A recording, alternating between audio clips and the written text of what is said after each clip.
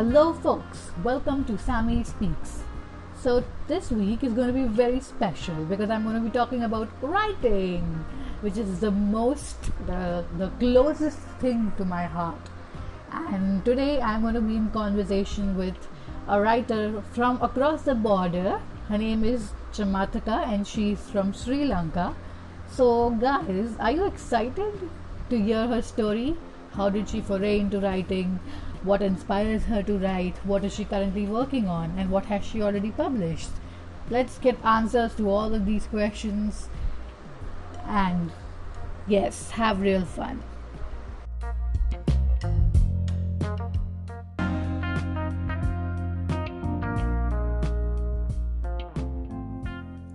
Hi Sameen. Hi everyone. So my name is Chamatka Kamake. I'm in my late 20s. I grew up in Sri Lanka, lived in the United States and Japan for 6 years before coming back home. Right now, I'm a part-time project manager at a think tank in Colombo while studying for my master's in business administration.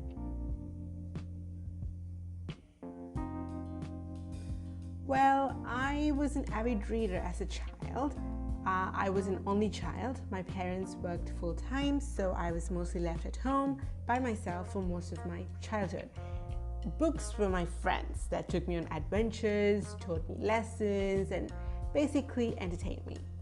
So I got into writing inspired by books I've read, but mostly as a way of expressing myself and getting my thoughts and feelings out of my chest.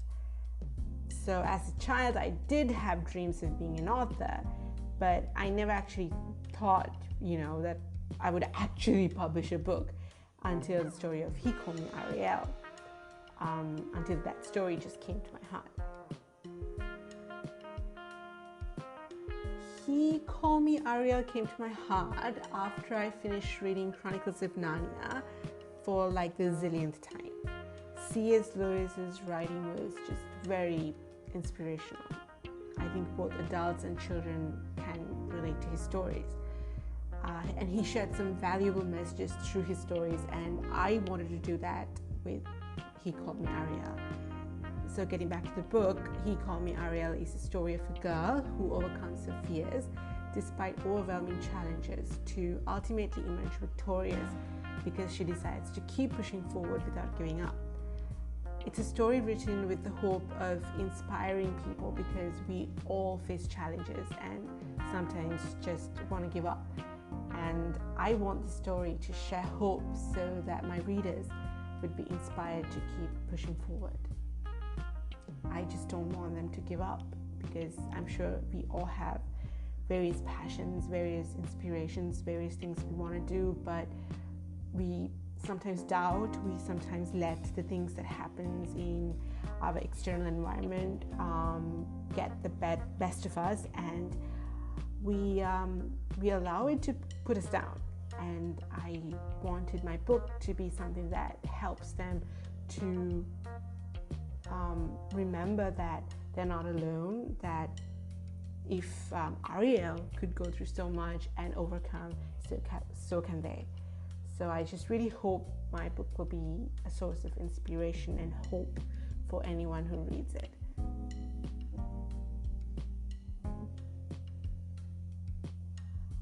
Oh, my writing and publishing experience was a whirlwind. It was very challenging and, exciting too. It took me about 5 years actually to get this book out. So I started writing in late 2016, and the next few years were some of the most difficult years of my life. I went through multiple heartbreaking situations, physical sicknesses, and even depression, and these 5 years were very isolating. It was just an extremely painful time. But considering the content of my story, I suppose the experiences I faced during the writing process helped me to relate with some of the challenges my readers might be facing. So I am very grateful for a few solid people who believed in my writing and supported me during this time. There were some who didn't, and I faced a certain degree of mockery, snide, thinly veiled comments, mean comments, simply because I loved writing and sharing what I write.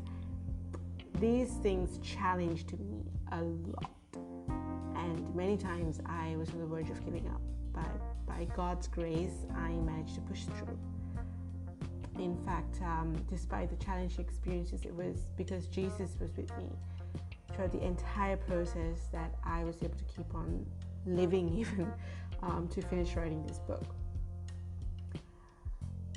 I finished writing early 2018, but struggled with the publishing process because I didn't have any contacts with Sri Lankan writers or publishers at this point. I remember praying a lot after 2 of my friends read my book and gave me their feedback. I really needed God's help to find a professional editor and a publisher because I didn't know where to begin. God really opened the right doors for me.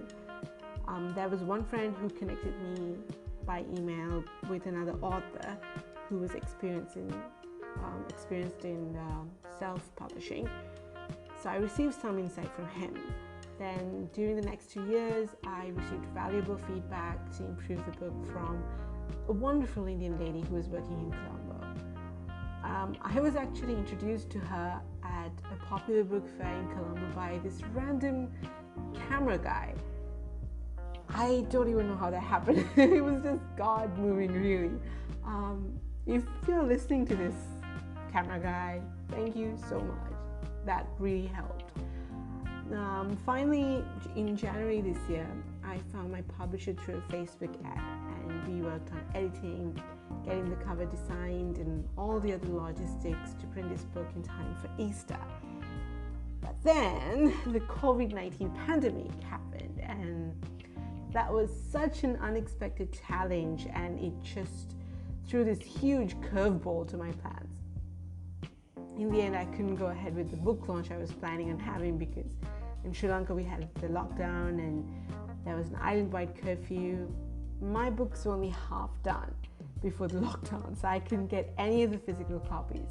But I felt strongly that I needed to release this book in time for Easter because everyone was in isolation with so much fear, and I believed that the message of my book, the message of hope, would be an encouragement to people out there. So I went ahead with publishing my book through Amazon, and I even made it free, the first few copies, so that at least a Kindle version of my book will be available for my readers worldwide, along with the print one. Of course, now that the curfew restrictions are lifted in Sri Lanka, I have the printed books for sale as well, and I'm very excited about that.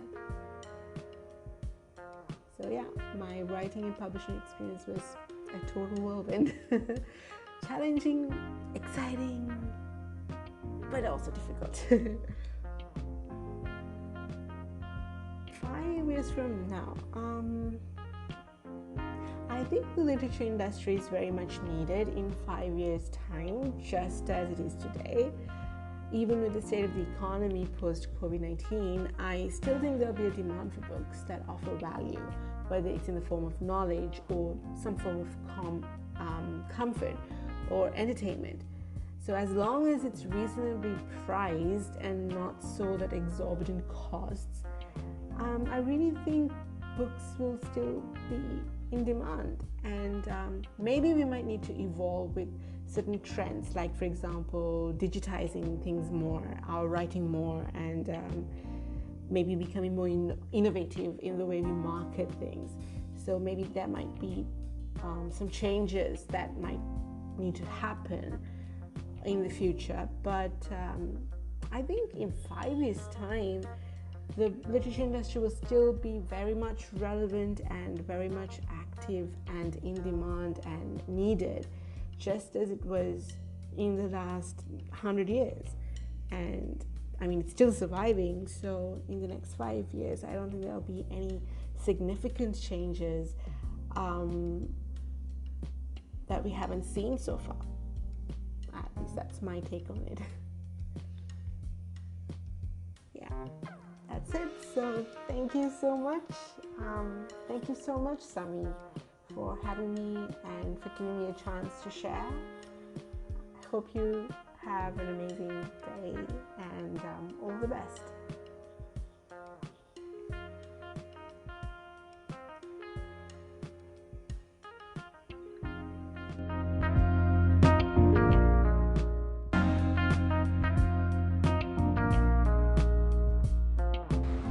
So guys, that was about it, Chamatka story. I hope it inspires you, you take some message, some lesson out of it, or maybe if you're an aspiring author, maybe you got some tips out of it.